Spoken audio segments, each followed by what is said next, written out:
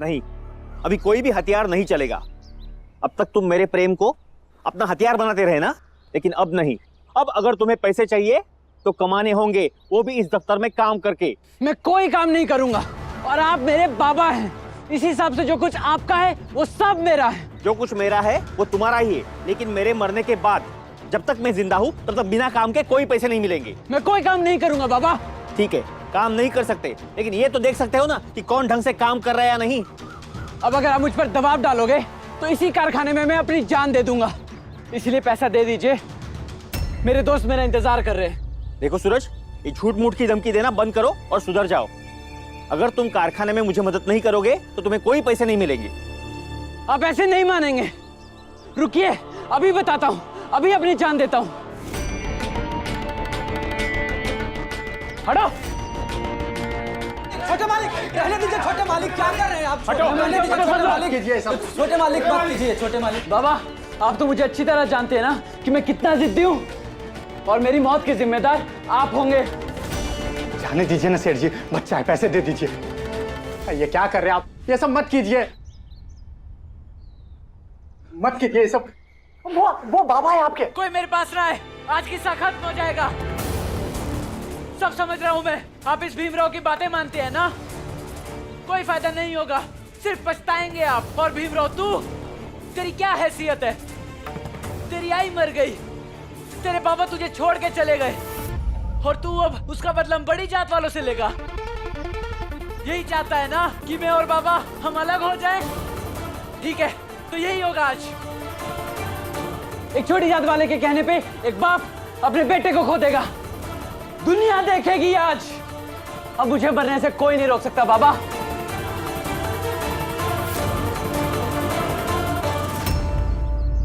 भीम, ये पागल क्या कर रहा है? अगर इसने खुद को लटका लिया तो इसका दोषी तू होगा, इसका हत्यारा तू होगा, क्योंकि तूने ही सेठ जी को मना किया था।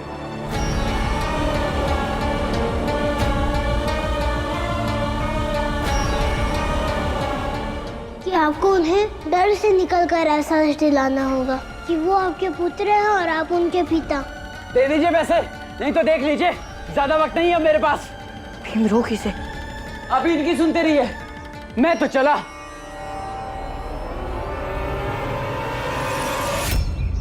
देखिए, नाश करना आसान है, लेकिन निर्माण करना मुश्किल।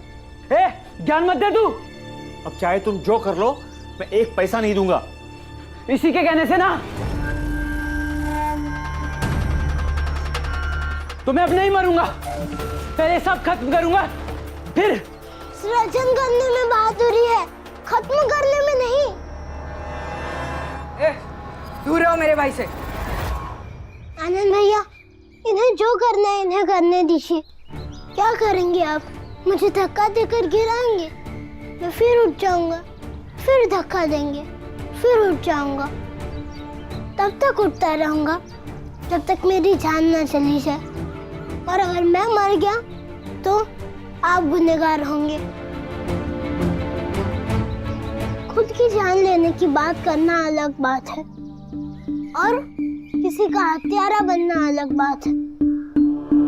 दीजिए धक्का, दीजिए। यहाँ पे काम करवाओ, ना कि काम बिगाड़ो। शाम तक ठीक रहे तो आकर पैसे ले जाना, वरना पैसे वैसे भूल जाना। और तुम लोग सब जाओ, अपना अपना काम करो। अरविंद, इसको खोल दो।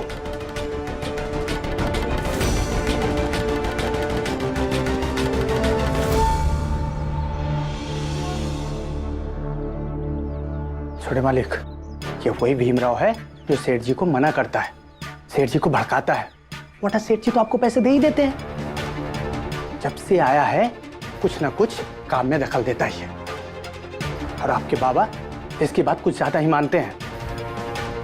वही कहा था, क्या देखने लगा, अपने आप को कारखाने का मालिक समझता है। इसे तो मैं अब बताता हूं कि नौकर क्या होता है और मालिक क्या होता है।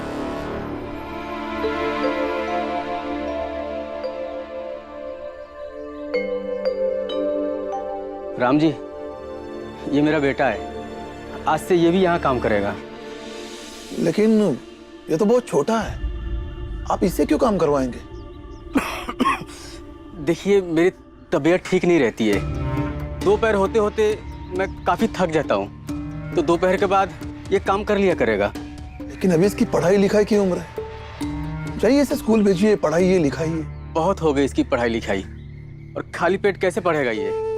भूखे मरने से अच्छा है कम से कम अपना पेट तो भरेगा। देखिए, मैं सेठ जी से बात करता हूँ, आपके काम को हल्का करने की कोशिश जरूर करूंगा, लेकिन आप इसकी पढ़ाई लिखाई मत छुड़वाइए। अरे ये कौन सा पढ़ लिख के भीमराव बन जाएगा जो इसे पढ़ाऊं?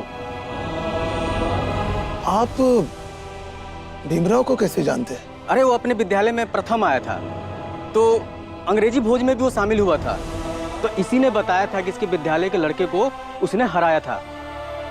और क्या है ना राम जी, भीमराव तो कोई कोई बनता है, छोटी जात का बच्चा है, पढ़ने में बहुत तेज है वो।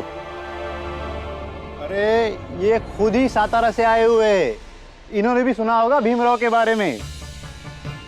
अच्छा, तो आप सतारा से यहाँ आए हैं, फिर तो आप भीमराव को जानते होंगे। वो तो मेरा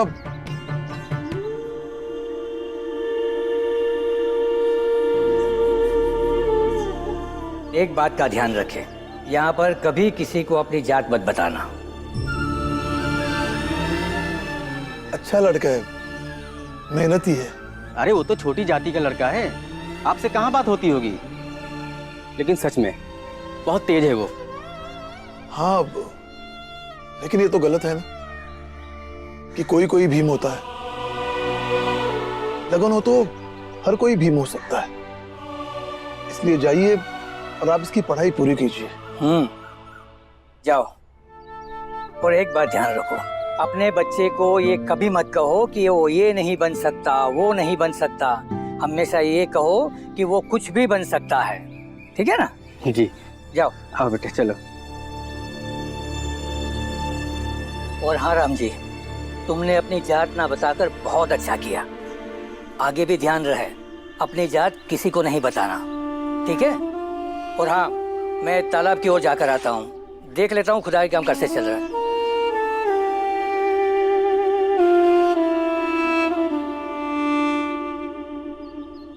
राम जी,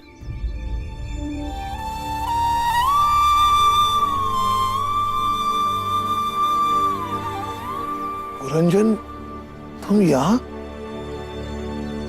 तुमसे ये उम्मीद नहीं थी कि तुम अपनी जात छुपा लोगे।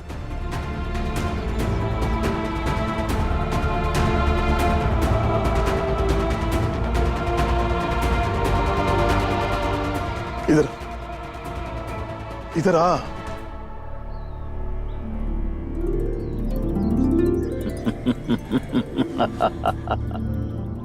कैसा लग रहा है अच्छे कपड़े पहनकर? महाराज, अद्भुत लग रहा है। ऐसा लग रहा है जैसे ईश्वर की विशेष कृपा हो गई हो। माध्यम कौन बना? आप महाराज, आप। तो फिर जाओ और लोगों में प्रचार करो कि हम उनके दुख हर सकते हैं, ठीक वैसे जैसे तुम्हारे दुखों को हर लिया। हम माध्यम बन सकते हैं ईश्वर तक पुकार पहुंचाने का, जिस पुकार को ईश्वर कभी अनसुना नहीं करते। और ऊपर वाले की दया से आज हर पीड़ा की दवा हमारे पास है। जाओ जाओ जाओ, बताओ लोगों को। जी महाराज, अवश्य बताऊंगा महाराज। महाराज की जय हो, महाराज की जय हो। महाराज सबका कल्याण कर सकते हैं, महाराज सबकी पीड़ा हर सकते हैं। मैं सबको बताऊंगा महाराज, मैं सबको बताऊंगा।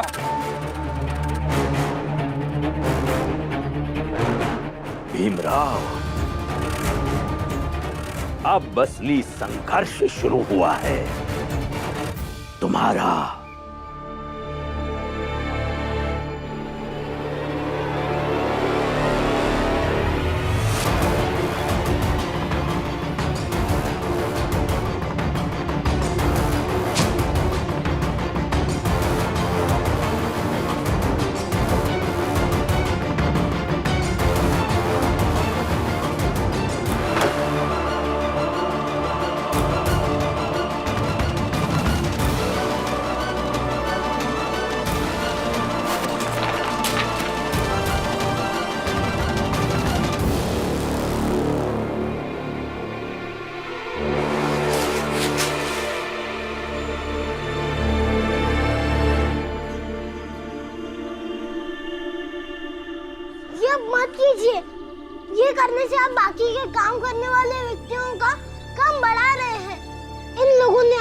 कुछ नहीं बिगाड़ा है, अब ये मत कीजिए। ए, तू दूर रह। तू भूल गया कि तेरी जात क्या है? खबरदार जो मेरे पास भी आया तो तेरी परछाई भी मुझ पर नहीं पड़नी चाहिए।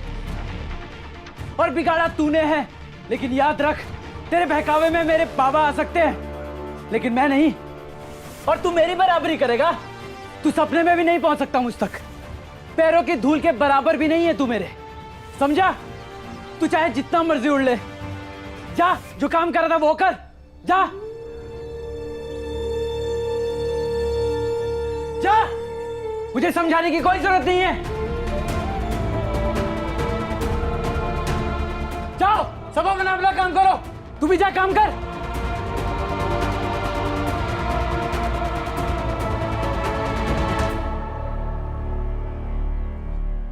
हाँ, जिसने हम सबको समझाया कि अपनी जात पर गर्व कैसे करना है, वही आज अपनी जात बताने से शर्मा रहा था। रंजन, मेरी बात तो सुनो। नहीं सुनना।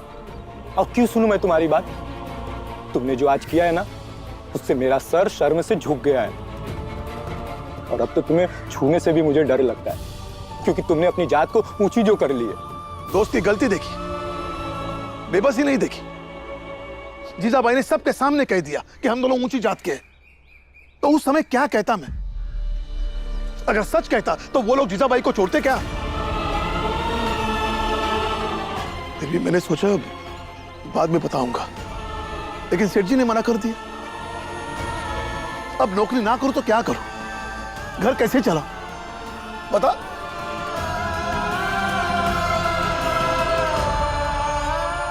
रंजन, ये शादी करके मैं फंस गया। राम जी, मुझे माफ कर दो। शायद इन सब गलतियों का जिम्मेदार मैं ही हूं। मैंने ही तुमसे जिद करके ये शादी कराई थी, इसलिए मुझे माफ कर दो। नहीं पुरंजन, वो आगे का सोचना होगा।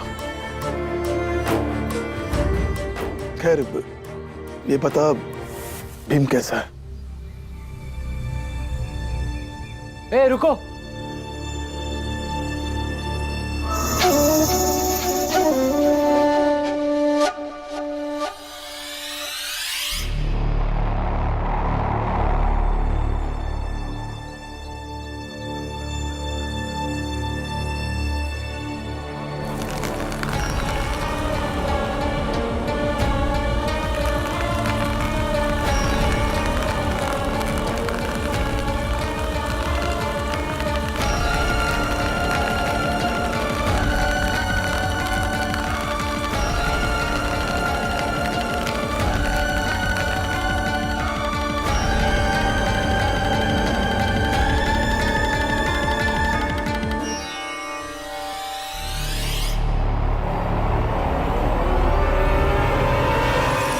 क्या किया आपने? मालिक सब कुछ अपनी मर्जी से करता है। तुम अपना काम करो, जा। और ये सारा बहकाता मुझे एकदम सही चाहिए, समझे तुम? लेकिन ये पूरा भीग गया है, ये ठीक कैसे होगा? देखो मत, काम करो। पूरा काम चाहिए, चाहे जैसे करो।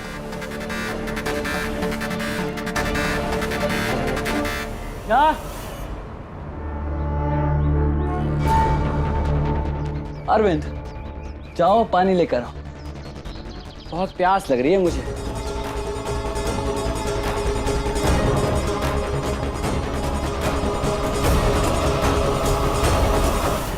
महाराज, महाराज वो क्या हुआ? महाराज वो भिखारी यहाँ दर दर भटक कर भीख मांगता था। आज अचानक से नए कपड़े पहनकर खुशी से आपकी जय जयकार करता हुआ जा रहा था। तो क्या उस भिखारी को अच्छे कपड़े पहनने, खुश रहने का अधिकार नहीं है? है महाराज, बिल्कुल है। लेकिन मैं ये सोच रहा था कि इसके पास नए कपड़े खरीदने के लिए पैसे कहां से आए? अगर वो हमारी जय जयकार कर रहा है तो निस्संदेह उसके जीवन में हमने कुछ किया होगा। समझ गया महाराज। आपके आशीर्वाद के बिना कोई इंसान सुखी और खुश रह सकता है भला? सब प्रभु की और आपकी कृपा है महाराज। अब इस चापलूसी को छोड़ के आगे का कुछ सोचोगे, कुछ करोगे? क्या उस भीमराव और उसके परिवार वालों से तुम्हें बचाने की जिम्मेदारी सिर्फ हमारी है? नहीं महाराज, लेकिन मैं क्या करूं? आप ही कोई मार्गदर्शन कीजिए। पैसों का बंदोबस्त करो। जी? पैसों का बंदोबस्त करो। अगर चंद पैसे देने के बाद एक भिखारी हमारी जय जयकार कर रहा है तो सातारा में बहुत जरूरतमंद है जो भले ही भीख नहीं मांगते हो, फिर भी उनकी और भी बहुत सी जरूरतें हैं। अगर उन्हें पैसे दे तो वो भी हमारी जय जयकार करेंगे। लेकिन महाराज, मैं पैसे कहां से लाऊं? वो सब तुम जानो। हमें सिर्फ अर्थ चाहिए, अर्थ, ताकि सातारा के सारे लोगों के मुंह से हम हमारी जय जयकार सुन सके। और जितनी उस जय जयकार की गूंज ऊंची होगी, उतनी ही उस भीमराव और उसके जात वालों के सामने चुनौती बड़ी होगी।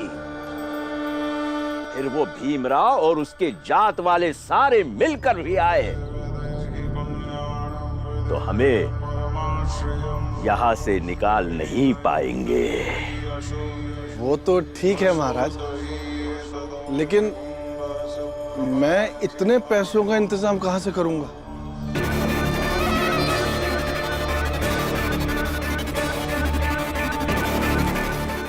देख लो, अब ये सब तुम्हें सोचना है। हमें सब पता है कि तुम्हारे पास कितने पैसे हैं और जरूरत पड़ने पर हम वो सारे पैसे ले सकते हैं, चाहे तुम्हारी मर्जी हो या ना हो, क्योंकि अब भी हमारे पास बहुत ऐसे लोग हैं जो तुम जैसों को लूट सके। समझ गए सेठ धनसुखलाल?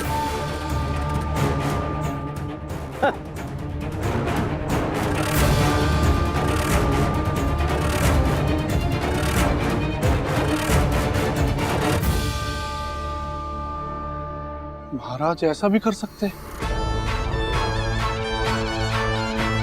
कहीं महाराज ने ठान लिया तो मैं अपना पैसा भी नहीं बचा पाऊंगा। मुझे कोई ना कोई जुगाड़ करना ही होगा, नहीं तो ये पिद्दी भीमराव यहां से जाए ना जाए, मैं जरूर उखड़ जाऊंगा।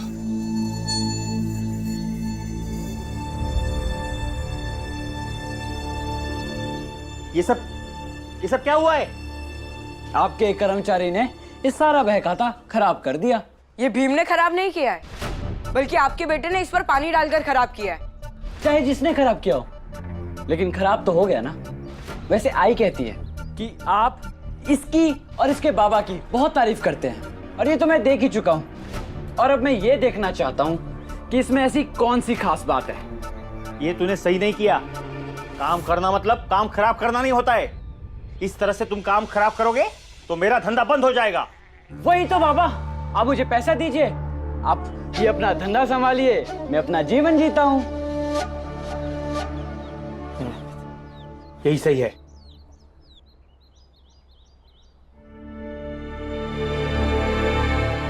नहीं सेठ जी, इन्होंने ऐसा कुछ नहीं किया है जिससे नुकसान हो, और ये जो कुछ भी हुआ है वो सब हो गया सही? नहीं सेठ जी, ठीक नहीं हुआ, लेकिन मैं कर दूंगा। कैसे? सेठ जी, मैंने पूरा पढ़ा है और मुझे अभी तक याद है, मैं लिख दूंगा। कुछ भी बोल रहा है। 10 पन्नों का हिसाब इसे याद हो गया।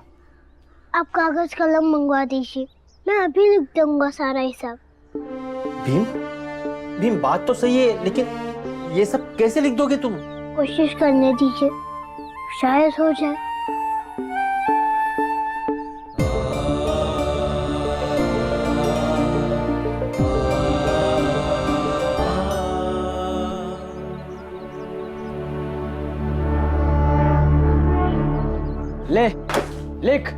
हम भी तो देखें कि कितना तेज है तू।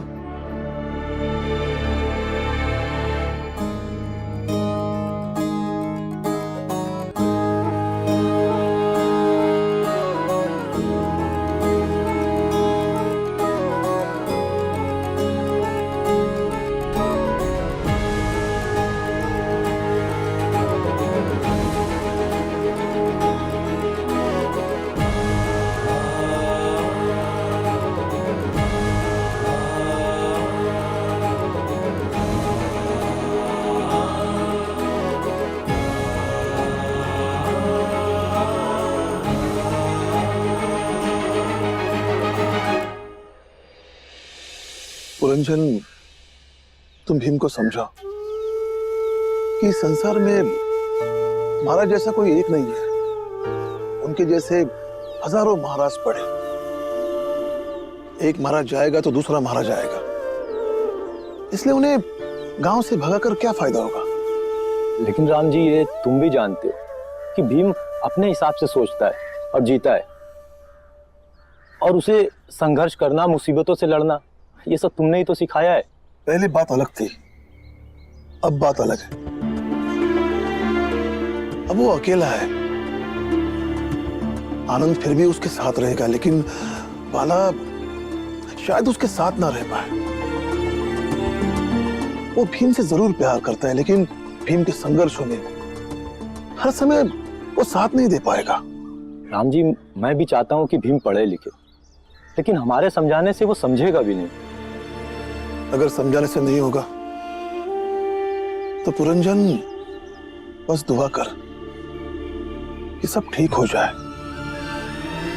मेरा परिवार जो दो हिस्सों में बंट गया है वो फिर से एक हो जाए, सब लोग एक जगह हो जाए, फिर देखना सब पहले जैसा हो जाएगा। और ये क्यों होने दूंगी मैं?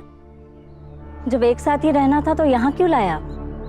अपनी पत्नी से झूठ बोल रहे हैं आप, धोखा दे रहे हैं उसे। जीजा भाई, ये क्या तरीका है अपने पति से बात करने का? आप तरीका सिखाएंगे अब मुझे अपने पति से बात करने का। और आपने ही मेरी शादी कराई थी ना, अब छुप छुप कर मेरे पति से मिलकर मेरा घर तोड़ रहे हैं आप। जीजा भाई, घर हमेशा घर वालों से ही टूटता है।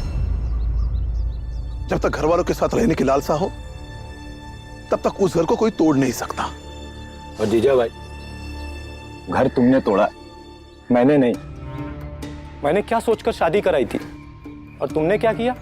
हाँ, तो क्या सोचकर कराई थी कि शादी के बाद आप जो जो कहेंगे वो जीजाबाई करेगी। नहीं, बिल्कुल नहीं। लेकिन इसे ही कहते हैं खुद की किस्मत को खुद के पैरों से रौंदना। कल को लोग तुम्हें भीमराव अंबेडकर की आई कहकर बुलाते हैं, यदि तुम सही तरीके से रहती तो। लेकिन तुमने तो खुद को भीम की सौतेली आई बनाकर रखा हुआ है। हाँ ठीक है, और आगे से इनसे छुप छुप कर मिलने की कोई जरूरत नहीं है आपको। जीजा भाई, भूल जाओ कि ये तुम्हारा कौन है, लेकिन ये मत भूलो कि ये मेरा दोस्त है, उसका लिहाज करो। माफ कीजिए, लेकिन आप भी ये मत भूलिए कि वो आपके दोस्त हैं और मैं आपकी पत्नी हूँ। और वैसे भी आपके दोस्त बनकर नहीं आए हैं ये, भीम की तरफदारी करने आए हैं। हो सके तो जीजा भाई, मेरी एक बात याद रखना। असल में क्या है ना कि तुमने भीमराव को पहचाना ही नहीं। वो भीमराव है, आज उसने तुम्हारे लिए अपने बाबा को छोड़ा है, और कल को जब तुम मरती रहोगी ना तो भीमराव ही तुम्हारा साथ देगा, बाकी कोई नहीं।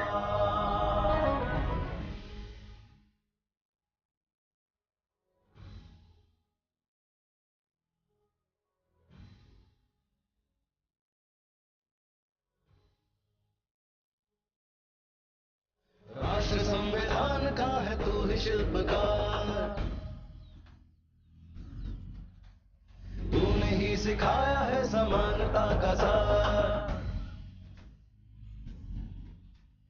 राष्ट्र संविधान का है तू ही शिल्पकार, तूने ही सिखाया है समानता का सार।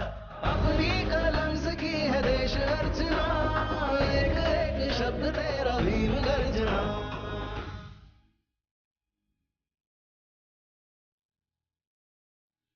सेठ जी, ये रहा आज का पूरा हिसाब।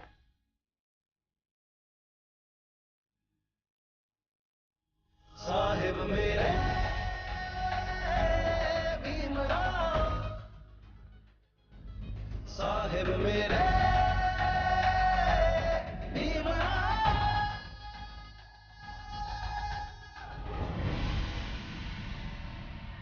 देखो, हो गई तसल्ली। देख लो और समझ लो इस उम्र में भीमराव क्या कर रहा है, और तुम्हारी इतनी उम्र हो गई है लेकिन इस उम्र में तुम क्या कर रहे हो? बाबा, मेरी आंखें खुल गई है। मैं अब काम करूंगा, सुबह से शाम तक काम करूंगा। सुबह सबसे पहले आऊंगा और शाम को सबसे आखिर में जाऊंगा। बाबा, ये तो बहुत अच्छी बात है। और सूरज भाऊ, धीरे धीरे आपका काम करने में भी मन लगने लगेगा। ये तो सच में बहुत अच्छी बात है। आज मैं तुम्हारे लिए बहुत खुश हूं। चलो, मैं तुम्हें सारे काम समझाता हूं। मैंने आज तक तुम्हारे लिए जो जो सोच रखा है वो सब कुछ समझाता हूं। हाँ बाबा, मैं आपकी सारी बात मानूंगा और काम भी करूंगा, लेकिन आपको मेरी एक शर्त माननी होगी। आज मैं तेरी हर शर्त मानने को तैयार हूं। बता तू क्या चाहता है? मैं इस शर्त पे काम करूंगा कि अगर आप इस भीमराव को और इसके बदतमीज भाई आनंद को अभी के अभी यहां से निकाल दोगे।